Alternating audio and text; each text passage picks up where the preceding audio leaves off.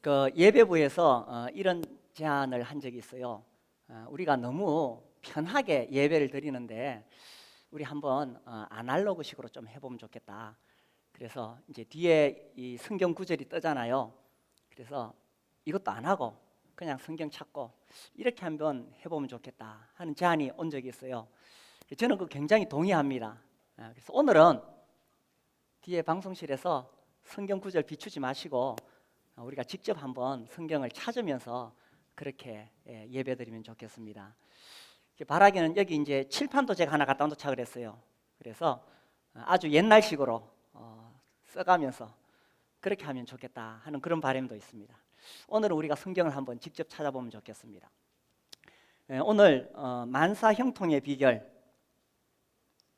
만사형통하는 삶을 사시고 싶으십니까? 이 횡단보도에 딱 가면은 푸른 신호등 싹 바뀌고, 그죠? 엘리베이터 타려고 딱 서면은 1층으로 땡 내려오고 그러면 얼마나 좋겠습니까? 어떤 오래전에 제가 들었는데 어떤 형제님이 자기 교회는 소풍만 가려고 하면 10년이 넘게 그날 비가 온대요. 제가 그래요. 우리 교회는 소풍 가는 날은 항상 맑다 그랬어요. 그래서 우리가 하는 일이 다 술술 잘 풀리면 참 좋겠죠. 그러면 우리 인생에서 어떻게 하면 이 만사형통할 수 있느냐, 그 비결이 있습니다. 근본적으로 예수 믿는 사람은 행복할 수밖에 없죠. 예수님 우리에게 계시고 하나님께서 우리의 삶을 돌보시기 때문에 그렇습니다. 그래서 이제 우리가 주님을 믿고 살아가는데 그렇게 살아가면서 우리가 계획한 일, 우리가 꿈꾸는 일들이 잘 풀어지면 참 좋겠죠. 근데 그 비결이 성경에 있다는 것입니다. 이 여호수아 1장은 하나님께서 여호수아에게 하신 말씀입니다. 지금 여호수아는 아주 중요한 사명을 앞두고 있습니다. 이스라엘 민족을 이제 약속의 땅에 이끌어 가야 됩니다. 그렇게 하려면 또 전쟁을 치러야 됩니다. 여호수아 앞에 있었던 모세라는 위대한 지도자, 이 지도자의 그 리더십 대단했죠. 그런데 모세는 떠났고 이제 여호수아가 그 뒤를 이어야 되는데 아주 불안할 수 있고 또 긴장될 수 있는 그런 상황입니다. 그런 상황에서 하나님께서 여호수아에게 네가 만사형통할 수 있는 길이 여기 있다. 자, 7절 보시면 그 비결이 나와요. 오직 강하고 극히 담대하여 나의 종 모세가 네게 명령한 그 율법을 다 지켜 행하고 우로나 좌로나 치우치지 말라. 그리하면 어디로 가든지 형통하리니. 자, 여기 만사형통의 비결이 나오죠. 그리하면 어디로 가든지 형통하리니. 어떻게 하면 만사형통하느냐? 하나님의 말씀을 잘 지켜 행하면, 그렇게 하면 만사형통하다. 그래서 8절, 이 율법책을 내 입에서 떠나지 말게 하며 주야로 그것을 묵상하여 그 안에 기록된 대로 다 지켜 행하라. 그리하면 네 길이 평탄하게 될 것이며 네가 형통하리라. 그래서 이 율법책을 읽고 연구하고 그렇게 지키면 만사형통하게 될 것이다, 이렇게 말씀하셨어요. 어떻게 보면 아주 단순합니다. 인생의 원리는 복잡하지 않습니다.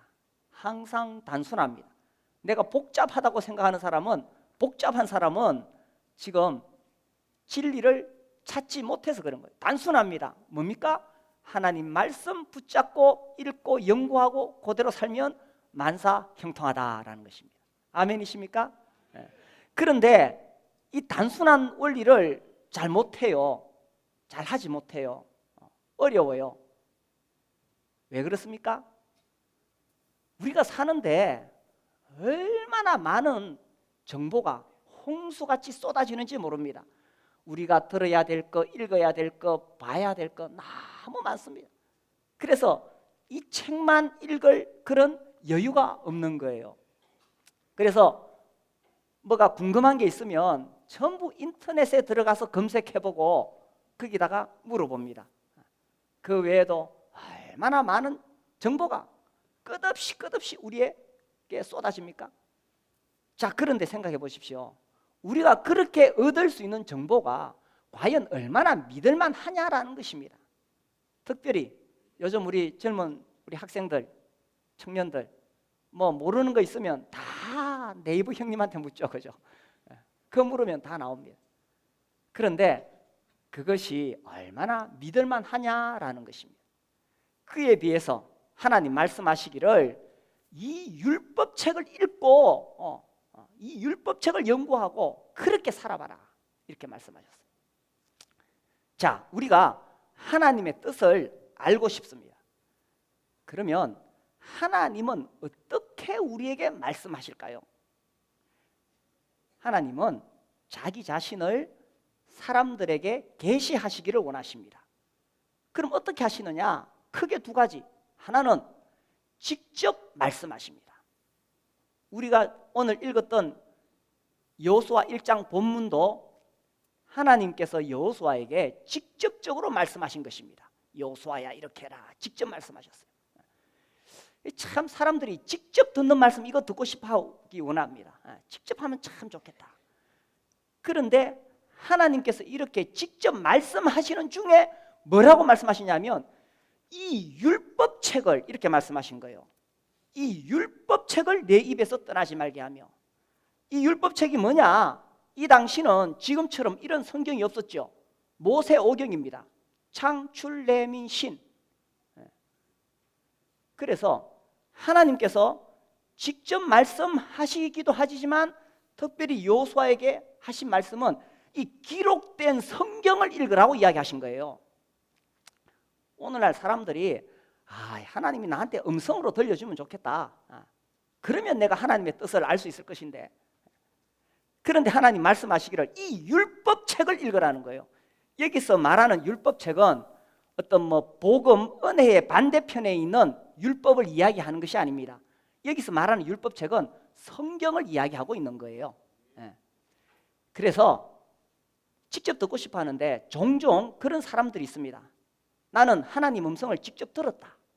또 그런 사람들의 이야기를 우리나라에서 막 이렇게 찍어내는 출판사가 있어요. 출판사라고 있어요. 제가 거기 있는 책을 여러 권 읽어봤어요. 이분은 하나님의 음성을 직접 들어요. 그래서 자기가 그 간증을 막 책으로 써내니까 전국에 있는 사람들이 그 사람한테 편지를 보내가지고 자기 인생에 대해서 하나님이 뭐라고 말씀하시는지 좀 들어달래요. 야, 내가 누구하고 결혼할까? 사업을 어떻게 할까? 그런 사람 만나가지고 딱 물어보면 좋겠죠. 그럴까 봐서 하나님이 이런 방법을 기뻐하지 않으시는 거예요. 그럼 그 사람 점쟁이 되고 전부 그 사람 따라가게 되는 거예요. 하나님은 오히려 이 기록된, 문자로 기록된 이 하나님 말씀을 통해서 하나님의 뜻을 분별하기를 원하시는 것입니다. 종종 하나님께서 특별한 경우에 그런 사람을 세우실 수 있다고 생각합니다. 성령의 역사는 신비하기 때문에 저는 얼마든지 하나님이 필요에 따라 그렇게 하실 수 있다고 생각해요. 그러나 그런 사람을 추종하고 따라가게 되면 이것은 하나님의 원리에서 벗어나는 거예요. 왜냐하면 하나님 이미 완성된 하나님 말씀, 이 율법책, 이 성경책을 우리에게 주셨기 때문입니다. 이 성경책으로 이미 완전하다는 것입니다. 우리가 인생을 살아가는 데 있어서 필요한 모든 원리가 여기에 다 기록이 되어져 있다는 것입니다. 그래서요, 물론 하나님이 특별한 경우에 신비하게 직접 말씀하실 수도 있어요. 그러나 그것은 아주 특별한 예외입니다. 하나님의 일반적인 경우는 우리가 이 성경을 읽고 연구해서 하나님의 말씀을 직행하고 순종하기를 원하십니다. 그렇게 하면 하나님이 내 인생을 한 걸음 한 걸음 인도하셔서 내 길이 평탄하고 형통하게 될 거라고 말씀해 주셨다는 것입니다. 그래서 자꾸 신비한 거 찾아가고 하나님 음성 듣는다는 사람 그런 거 찾아가고 그렇게 하지 마시고 이 기록된 말씀을 읽으라는 거예요. 하나님께서 이 성경을 통해서 말씀하셨다는 거예요. 자, 그래서 특별히 이 율법책은 여호수아에게 말씀하신 이 장면에서는 모세오경입니다. 근데 사실 여기에 엄청난 하나님의 비밀이 담겨져 있어요. 특별히 창세기, 그죠? 여기에 보면 천지 창조에 대해서, 그리고 인간의 타락, 홍수, 아브라함을 부르심, 이런 놀라운 이야기들이 여기에 담겨져 있어요. 자, 그런데 많은 사람들이 이 성경에 도전하고 있습니다. 이게 하나님 말씀 아니라고 끝없이 도전해 왔어요. 과학이 조금 발전하면서 과학, 진화론, 이런 것들이 성경을 공격해 왔습니다. 그러나 오히려 더 과학이 발전하면 발전할수록 오히려 거꾸로 과학적으로 성경이 입증되고 있다는 사실입니다. 그래서 과학으로 성경을 판단할 수 있는 게 아니에요. 근데 이것보다 더 심각한 공격이 있어요. 그것은 신학 안에서의 공격입니다. 이 18세기 이후 19세기에서 계속 발전되어 오던 이 자유주의 신학. 그래서 이 창세기를 문서서, 제가 이 대학원에서 공부할 때에 제가 석사 과정에서는 조금 저도 혼란을 느낀 적이 있습니다. 너무나 학문적이고 논리적이기 때문에. 그래서 창세기를 제2문서, E문서, D문서, P문서 이렇게 여러 문서가 조합되어 가지고 이거를 나중에 편집했다, 이런 학문들이 있어요. 고대 근동에 여러 발굴되는 그런 문서 자료를 가지고 이 성경을 막 판단하기 시작하는 것입니다. 그러다가 제가 어느 날 다 깨달은 것이 있어요. 그러면 내가 뭘 믿는다는 거지? 정말 창세기가 이렇게 사람들이 여러 문서를 편집해서 만든 것이라면 내가 뭘 믿는다는 거지? 이 우주는 어디에서 왔지? 나는 누구이지? 단순히 창세기가 여러 문학들, 문서들 중에 하나라면 나는 뭘 믿는다는 거지? 이런 혼란이 왔어요. 그러면서 다시 깨달음이 왔어요. 그래, 나는 이 온 우주 만물을 만드신 창조주 하나님을 믿지 않는가? 하나님께서 살아계시기 때문에 이 모든 진리가 불같이 선명하게 보이는 것이 아닌가? 그때 다시 제게 깨달음이 왔어요. 그러면서 그래, 그 하나님께서 사람에게 하나님 자기를 계시하기 위해서 이 성경을 기록하셨다. 다시 정리가 되기 시작했어요. 그러니까 모든 문제가 다 풀어져요. 자, 하나님이 계시지 않고 하나님께서 하나님 자신에 대해서 우리에게 알려주시지 않았다면 결국 우리 인생은 어디에서 진리를 찾는다는 말입니까? 진리가 있을 수도 없는 거예요. 그럼 이 우주 만물은 어디서 생겨났다는 것입니까? 어디로 흘러간다는 것입니까? 제가 다시 한번 깨달음이 왔어요. 그래, 하나님께서 우주 만물을 만드시고 이 창조주 하나님께서 우리 인간에게 어떻게 하면 자기 자신을 알려줄 수 있을까? 하나님의 이 놀라운 계획과 섭리를 알려줄 수 있을까? 그래서 하나님께서 사람을 택하셔서 문자로 기록하게 하셔서 이 성경을 완성하신 것입니다. 그래서 우리가 이 성경을 통해서 하나님이 어떤 분이신지 깨닫게 되는 것입니다. 내가 누구인지 알게 되는 것입니다. 하나님이 누구인지 알게 되고 내가 누구인지 알게 될 때에 그러면 내 인생을 어떻게 살 것인가? 이 선명하게 나오는 거예요. 그래서 이 율법책, 여기에 하나님의 비밀이 들어 있다는 것입니다. 이 율법책, 이 성경책 어떻게 기록이 되어졌느냐? 베드로후서 1장 21절 보겠습니다. 자, 성경을 한번 찾아봅시다. 신약 성경 베드로후서 1장 21절.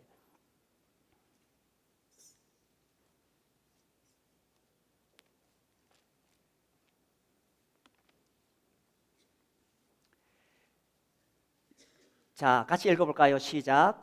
예언은 언제든지 사람의 뜻으로 낸 것이 아니요 오직 성령의 감동하심을 받은 사람들이 하나님께 받아 말한 것이니라. 자, 여기서 말하는 예언도 앞으로 일어날 일을 말하는 게 아닙니다. 여기 예언은 하나님 말씀, 이 성경을 이야기하는 거예요. 이 성경은 언제든지 사람의 뜻으로 지어낸 것이 아니라는 것입니다. 사람의 문학 작품도 아니요 사람의 상상력도 아니라는 것입니다. 오직 성령의 감동하심을 받은 사람들, 하나님의 성령께서 그 사람을 사로잡아서 그래서 하나님께 받아서 기록한 것이에요.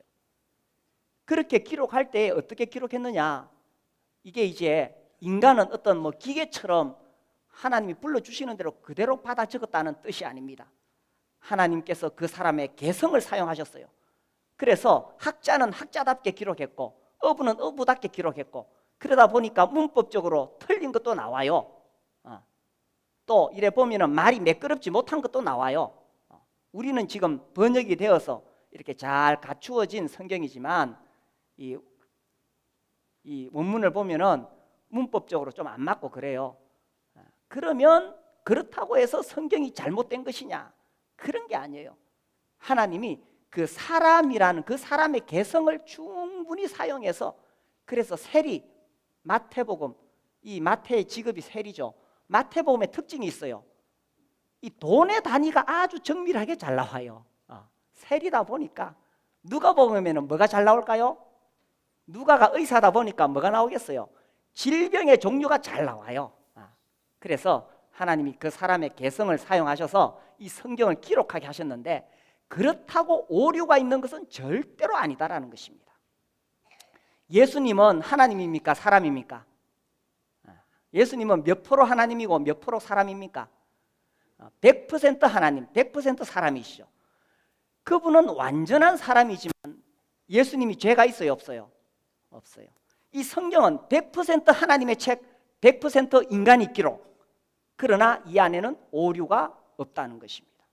그래서 우리는 이 성경을 전적으로 신뢰할 만하고, 이 성경이야말로 우리에게 주어진 최고의 지혜이고, 그리고 우리가 어떤 일을 결정할 때에 마지막 최종적인 권위를 가지고 있다. 성경이 무엇을 말하느냐? 성경이 무엇을 말하느냐? 그 교회 신학이 무엇이냐? 그 교회 전통이 무엇이냐? 이거 하나도 중요하지 않습니다. 그 신학 박사님이 아무리 훌륭해도, 혹은 그 목사님 신비한 체험을 하고 막 미래를 내다보고 그러한다 할지라도 중요한 것은 성경이 무엇을 말하느냐라는 것입니다. 그래서 우리는 이 성경을 가장 귀하게 여깁니다. 이 역사 속에서 아까 말씀드렸듯이 이 자유주의 신학, 또 지나가면서 이 신정통주의라는 게 나와가지고 칼바르트를 비롯한 이런 신학자들이 또 자유주의 신학을 공격하면서 시작되었어요. 근데 사실은 그들도 이 성경을 100% 하나님 말씀으로 믿지 않았어요. 우리나라도 그래서 장로교가 두 개로 나눠져 있죠. 그래서요, 이 성경 안에 하나님의 말씀이 있다고 생각합니다. 맞아요, 틀려요? 이 성경은 하나님 말씀을 포함한다. 맞아요, 틀려요? 틀려요. 포함하는 것이 아닙니다. 이 성경 자체가 처음부터 끝까지 뭐예요? 하나님 말씀이라는 거예요. 처음부터 끝까지 모든 성경은 하나님의 감동으로 된 것으로. 그래서 우리는 이 성경을 귀하게 여기고, 이 성경이 하나님 말씀이라고 믿고, 그래서 읽고 연구하고 준행하는 거예요. 그래서 19세기 지나가면서 이 신학자들이 그 당시 분위기가 그래요. 막 과학 문명이 발전하고 인간의 그 이성, 합리주의, 또 논리 이런 것들이 발전하면서 신학의 그런 흐름이 왔을 때에 성경이 하나님 말씀이다 하고 굳게 지킨 사람들이 있어요. 성경은 하나님 말씀이다, 이걸 지키면서 강하게 이것을 전하고 했던 사람들이 있어요. 누굴까요? 그들이 바로 브래드린입니다. 그래서 이 브래드린의 역사에 관한 여러 자료를 보면 성경을 하나님의 말씀으로 굳세게 지켜왔던 중요한 역할을 했던 사람들, 브래드린 항상 나옵니다. 그래서 그 전통에 따라 우리 브래드린은 성경이 있는데 굉장히 이 관심이 많고 여기에 매여 있습니다. 제가 아쉬운 것은 지금 이제 오늘날은 이런 것들이 많이 약화되었어요. 그래서 우리가 브래드린의 전통을 이어받고 있기 때문에 우리 교회 안에서 정말 성경을 읽는 이런 분위기가 다시 회복되어지기를 바라는 거예요. 우리 겨울 방학 때 우리 학생들도 성경 읽게 될 거예요. 그때 우리 학생들 열심히 읽으세요. 우리가 정말 붙잡아야 될 진리는 성경밖에 없다는 것입니다. 우리 청년들에게도 제가 이야기하죠. 결혼하기 전에 뭐 해야 돼요? 결혼하기 전에 뭐 많이 준비하는데 제일 많이 준비해야 될 거 성경 최소한 10번 읽기. 그렇게 힘들지 않아요. 20살부터 10번, 1년에 한 번만 읽으면 30살 돼서 결혼하더라도 빨리 결혼하고 싶어요? 그럼 1년에 2번 읽으면 돼. 그럼 빨리 결혼할 수 있어. 다음에 중매할 때 물어보겠어요. 성경 몇 번 읽었는가? 그래서 이 성경을 읽는 거예요. 성경을 읽는 거. 자, 이 율법책이 어떤 책인지를 알면은 이것이 정말 하나님 말씀이다. 이것이야말로 완전한 하나님 말씀이다. 이 성경 안에 하나님의 지혜가 들어있고 내가 어떻게 살아야 되는지 진리가 담겨있다. 그러면 어떻게 하겠어요? 네 입에서 떠나지 말게 하며 주야로 그것을 묵상하여 그 안에 기록된 대로 다 지켜행하라. 그렇죠. 이 성경이 정말 하나님이 주신 말씀이라면 우리가 이 성경을 입에서 떠나지, 가만히 보면요, 그죠? 눈에서 떠나지 말라고 한 게 아니죠, 그죠? 그래서 눈으로만 읽지 말고, 그래서 유대인들은 입으로 항상 읽었어요. 여기 묵상이라는 단어도 낮은 목소리로 읊조리다 이런 뜻입니다. 그래서 묵상하라 이 말은 가만히 눈 감고 있으면서 그냥 황홀경에 빠지는 게 아닙니다. 하나님 말씀을 낮은 목소리로 읊조리라 이런 뜻입니다. 그래서 계속 이 말씀, 내 입에서 떠나지 말게 하며 주야로 그것을 묵상하여 그 안에 기록된 대로 다 지켜행하라. 이렇게 하나님 말씀을 천천히 읽고 낮은 목소리로 이렇게 읊조리고 이렇게 하라는 거예요. 그래서 이 율법책이 하나님 말씀이라는 사실을 알면은 우리가 이 말씀을 더 가까이 하고 읽고 연구해야 되겠죠. 우리 사도행전 17장 보겠습니다. 사도행전 17장 11절.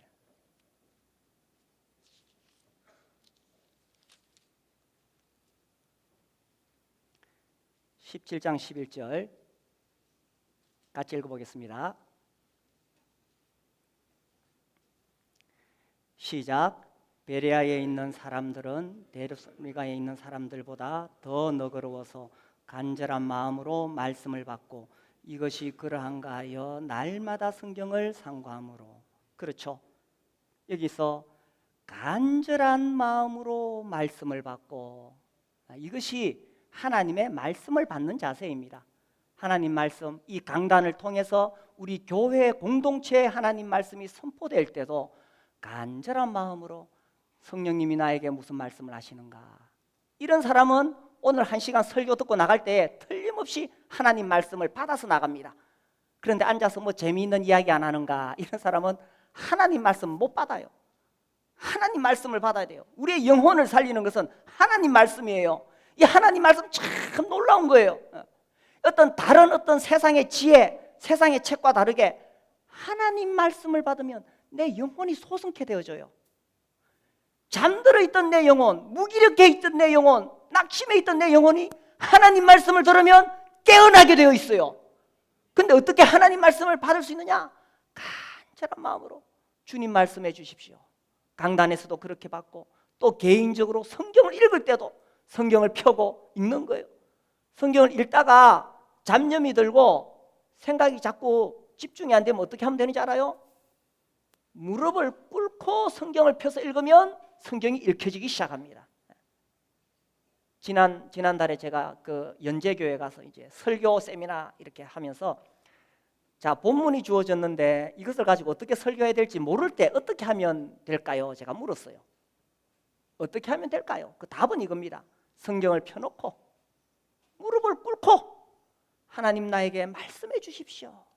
이렇게 하면 하나님이 성경을 통해서 나에게 말씀하시는 거예요. 그래서 간절한 마음으로 말씀을 받고 이것이 그러한가 하여 날마다 성경을 상고함으로. 그래서 과연 이 말씀이 하나님 이 성경과 어떠한가, 그래서 날마다 성경을 상고한다는 것은 연구한다는 거죠. 계속 읽고 연구하고 날마다. 우리 브래드린의 또 훌륭한 기도의 사람 조지 뮬러, 성경을 100번도 더 읽었다고 하지요. 근데 뭐 그게 많이 읽은 거 아니라 그랬죠. 그 사람이 1805년에 태어나서 1898년에 세상 떠나는데 1825년에 아마 회심할 거예요. 그럼 한 60여 년간 뭐 1년에 2번 읽어도 뭐 100번 이상 읽으니까, 그죠? 오래 살면 성경 많이 읽게 됩니다. 그분이 이런 이야기를 했어요. 자기가 자기의 이 영적 생활에 활력이 어디 있느냐, 날마다 성경을 읽는 데 있다. 자기가 처음에 예수님 믿고 3년 동안은 날마다 성경을 안 읽었대요. 그래서 자기의 그것은 잃어버린 세월이었다는 거예요. 뒤늦게서 그것을 깨닫고 그 후로는 날마다 읽었다. 나는 60년이 넘도록 날마다 성경을 읽으면서 내 영혼이 소생되어지고 내가 천국의 기쁨을 누리면서 살아왔다. 난 이걸 확실하게 이야기한다. 날마다 성경 읽으면 내 영혼이 하늘의 기쁨을 누릴 수 있다. 이렇게 이야기했어요. 날마다 읽습니까? 날마다. 특별히 우리 브레더린, 그렇죠, 로버트 체프만 이야기 제가 자주 했죠. 정오가 되기 전에 최소한 몇 시간 읽었다 그랬습니까? 최소한 7시간 성경을 읽었다고 했어요. 물론 우리가 다 직장생활을 하기 때문에 그렇게 할 수는 없겠지만 그만큼 하나님 말씀을 사모했다는 거예요. 제가 청년 때는 우리 전부 성경 읽는 분위기였는데, 그때는요 어떤 이단이 활개를 쳤냐 하면은 여호와의 증인, 여호와의 증인들은 철저하게 훈련을 받았어요. 성경을 가지고 질문 딱 하고 탁 펴고, 질문 딱 하고 성경 착 펴고, 정말 성경에 굉장히 훈련된 사람입니다. 웬만큼 교회 생활을 했다는 사람들 다 넘어갑니다, 여호와의 증인 앞에. 그런데 안 넘어가는 사람이 있어. 여호와의 증인 잡는 사람들이 있어. 누굴까요? 그들이 바로 우리 브레더린인 겁니다. 왜? 성경만 읽으니까. 우리는 신학은 잘 몰라요. 그러나 성경은 읽어요. 성경. 요즘 대한민국에 또 활개치는 이단은 뭡니까? 신천지. 자, 옆 사람에게 이야기하세요. 나는 신천지가 아닙니다. 우리 일에 하는 거 다 신천지 본부에 보고가 들어가요. 그래서 제가 하는 거예요. 우리 앞에 저기 현관에다가 신천지 출입 금지 붙여놨어요. 왜 그러냐 하면 그 사람들이 왔을 때에 우리가 합법적으로 나가라고 할 수 있는 근거가 돼요. 저거 없이 잘못하면 그 사람들이 이렇게 막 우리를 고소를 해요. 그래서 붙여놓은 거예요. 근데 제가 생각해 봤어요. 야, 저거 너무 소극적인 대처다. 저거 떼버리고 신천지 환영이라고 붙이자. 그리고 성경 펴놓고 한번 붙어보자 이거예요. 그래서 우리 학생들, 청년들도 잘 훈련받아가지고 신천지 환영 이래가지고 오면 성경 펴놓고 붙어보자 이거예요. 신천지 한 방에 날리는 방법 제가 깨달았어요. 이사야 34장 16절. 그 짝이라는 것이 구약과 신약의 짝이 아니에요. 그 짝은 짐승들의 짝을 이야기하는 거예요. 성경을 제대로 모르고 자기대로 마음대로 해석하는데 한 방에 물리쳐요. 이사야 34장 16절. 이걸 내가 지금 그 교계에 좀 알리고 싶기도 한데, 자, 그래서 우리가 날마다 성경을 연구해서 성경의 사람이 되고, 이것이 하나님 말씀이라는 것을 깨닫게 되면 우리가 날마다 읽지 않을 수 없고 연구하지 않을 수가 없게 되는 것입니다. 특별히 우리 브레더린은 정말 이 성경 있는 교회였어요. 보통 해가 바뀌면 이제 1월 달부터 성경 읽으려고 해요. 창세기부터 시작합니다. 그러다가 출애굽기 19장이 그냥 숨이 펑 막힙니다. 그죠? 율법이 나오면. 그 다음에 억지로 넘어가서 레위기에 가면 위기를 맞이합니다. 그래서 다 주지 않습니다. 그래서 해가 바뀌고 그 다음에 또 창세기부터 시작합니다. 그래서 제가 권하기는 지금 시작해 보세요. 차라리 연말에 지금 시작해서 창세기부터 시작해가지고 한번 나가보세요. 그죠? 그래가지고 하여튼 빨리 한번 읽고 또 한번 읽고 최소한 1년에 한 번 읽어야죠. 그래서 예수 믿고 구원받은 지 50년 됐으면 50번 읽어야 안 되겠어요? 구원받고 나서 몇 년 살았어요? 예수 믿고 나서 몇 년 살았어요? 20년 살았어요? 30년 살았어요? 30년 살았으면 30번 읽었어요? 우리 청년 때는 성경 외에 다른 책은 못 보겠어요. 그게 좀 무식한 방법 같지만 그래도 우리는 시킨 대로 했어요. 성경을 50번 읽기 전에는 다른 책 못 보겠어요. 열심히 읽으면 1년에 4번 정도 읽어요. 학생들 때. 요즘 대학생은 너무 바빠서 잘 못하는데 열심히 읽으면 방학 때 읽으면 충분히 방학 때 한 번씩 읽을 수 있어요. 여름방학, 겨울방학 그럼 2번 읽어요. 그래서 우리 고유의 이 브레더린의 정말 훌륭한 정도, 성경이 하나님 말씀이다. 하나님 말씀이니까 이건 내 입에서 떠나게 말게 주야로 묵상하고, 그죠? 뭘 주야로 묵상합니까? 휴대폰 들고 스마트폰을 주야로 묵상하며, 이 과학적으로 전두엽이 다 파괴된대요. 이 후두엽에서 정보가 끝나가지고 생각을 안 한대요. 사람들이. 요즘 학생들, 젊은이들이 생각을 안 해요. 생각을. 왜? 전두엽이 완전히 이게 죽어버렸어. 스마트폰 들고 있으니까. 어른들도 마찬가지죠. 주야로 묵상하는 게 뭡니까? 스마트폰 아니면 돈 생각, 그죠? 아니면 어떤 사람은 자기의 상처를 주야로 묵상하는 사람이 있어. 나 상처 받았어. 주야로 자기 상처를 묵상하는 사람이 있어. 맨날 우울하고 부정적으로 살아. 그런데요, 하나님 말씀을 묵상해 보세요. 해보세요. 우리의 영혼이 살아나는 것을 느껴요. 우리의 영혼이 소생되는 것을 느껴요. 참 놀라운 거죠. 하나님 말씀 안에 생명이 있기 때문에 그래요. 하나님 말씀이 능력이요. 그래서 우리가 이 성경이 하나님 말씀이라는 것을 깨닫게 될 때에 주야로 묵상하며 그 안에 기록된 대로 지키게 됩니다. 그렇게 하면 결과가 뭐냐? 그리하면 내 길이 평탄하게 될 것이며 네가 형통하리라. 이 평탄과 형통이 뭡니까? 우리 인생길 살아가는데 아무 문제도 없고 아무 고난도 없고 그런 뜻입니까? 성경에서는 그런 뜻으로 이야기하지 않아요. 내가 생각하고 있는 것, 내가 꿈꾸고 있는 것 다 그냥 이루어지는 것입니까? 그런 거 이야기하는 거 아니에요.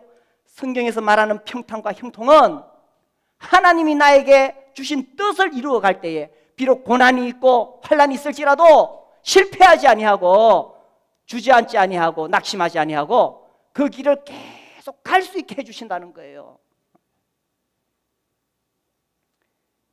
자, 그런데 하나님 말씀을 떠나면 어떻게 되느냐? 시편 107편 말씀을 보겠습니다.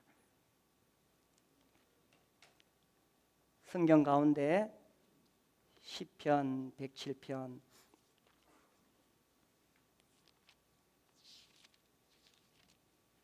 10절 11절 같이 한번 읽어봅시다. 시작.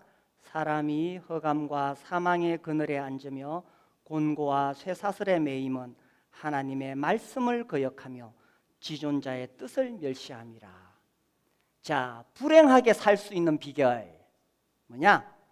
하나님의 말씀을 거역하는 것, 지존자의 뜻을 멸시하는 것. 그래서 혹시 우리 가운데 사는 게 너무 답답하다, 힘들다, 내가 흑암과 사망의 그늘에 앉아있다, 내가 곤고와 쇠사슬에 매여 있다, 내 마음이 왜 이렇게 답답하지? 왜 이렇게 하는 일이 잘 안 되지? 왜 우리 가정에 계속 불화가 일어나지? 왜 내 사업에 자꾸 어려움이 생기지? 내 교회 가면 왜 마음이 안 편하지? 하나님께 예배 드릴 때 왜 자꾸 딴 생각이 들지? 왜 이렇게 부정적인 생각이 들어올까? 냉소적인 사람, 부정적인 사람, 이런 사람 보십시오. 사람이 흑암과 사망의 그늘에 앉는 이유, 곤고의 쇠사슬에 매인 이유가 뭐냐? 하나님 말씀을 거역할 때 그렇게 될 수 있다는 것입니다. 자기를 돌아보시고 내가 하나님 말씀에서 떠나 있지 않은가? 가정에서 내가 과연 자식으로서, 아내로서, 남편으로서 하나님 말씀 안에 거하고 있는가? 성경은 우리에게 아주 명확하고 구체적으로 어떻게 가정 생활을 해야 될지 말씀하고 있습니다. 자, 직업, 직장, 사업할 때 성경은 우리에게 어떻게 직장 생활을 하라고 하는지 말씀하고 있습니다. 그렇죠? 상사를 존중하고, 그죠? 내가 그렇게 하고 있는가? 또 교회 안에서 내가 정말 교회의 권위를 존중하고 있는가? 그리고 그들에게 그 권위 아래서 정말 기쁜 마음으로 순종하고 있는가?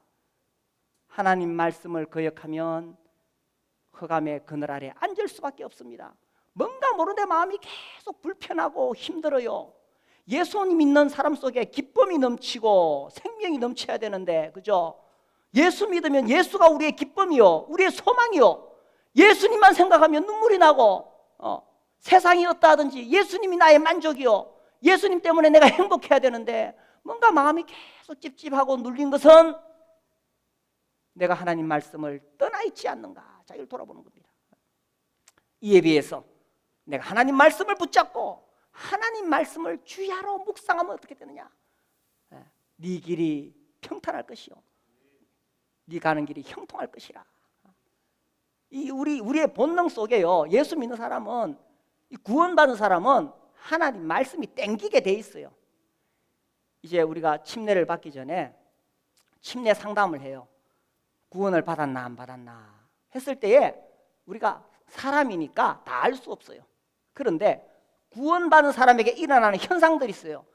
그 첫 번째가 뭐냐? 하나님 말씀이 땡기는 거예요. 베드로전서 2장 2절의 말씀처럼 갓난 아기와 같이 순전한 젖을 사모하라. 정말 생명이 있으면 아기가 태어났는데 울지도 안 하고 가만히 있어. 죽은 거예요. 아기가 태어났는데 빽빽 울어요. 젖 달라고 울어요. 그 아기 살아있는 거예요. 그 아기 빽빽 우는데 젖을 물리면은 땀을 흘리면서 막 젖을 빨아들여요. 그리고 충분히 배부를 때까지 먹고는 기분 좋게 자요. 살아있는 생명, 아기, 젖을 사모하는 거예요. 그래서 진짜 구원받아서 정말 성령님 오셔서 거듭나면은 하나님의 생명이 와요. 하나님 생명 오면 내 안에 우리 안에 영혼이 이 영적인 말씀, 하나님 말씀을 사모하는 마음이 생겨요. 그래서 하나님 말씀 듣고 싶어요. 읽고 싶어요. 자, 구원을 받았다고 말하는데 정말 하나님 말씀을 네가 사모하느냐? 네가 하나님 말씀을 읽고 있느냐? 잘 요새 그런 거 없는데요. 구원 안 받았을 가능성이 큽니다.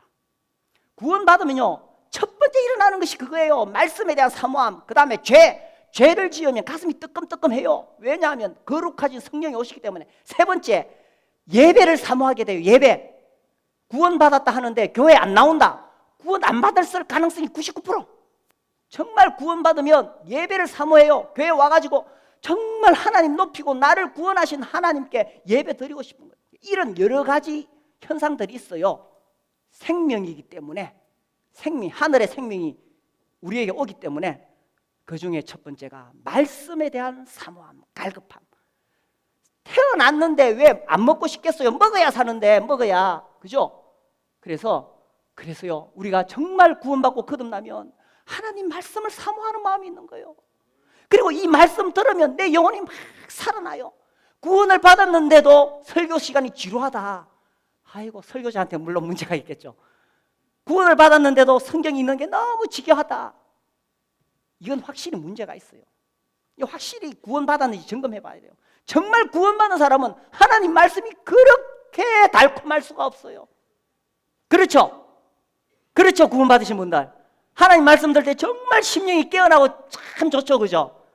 그래요. 이게 정상이에요, 이게 정상. 그래서 천국 가는 공식 외운다고 구원받는 게 아니에요. 성령으로 거듭난 사람은 이와 같이 생명의 변화가 틀림없이 일어나게 된다는 것입니다. 그래서 하나님께서 이 율법책을 주하시고 이 성경책을 주셔서 우리가 이 말씀 붙잡고 살아가서 행복하기를 원하는 거예요. 자, 마지막으로 우리 시편 1편 보겠습니다.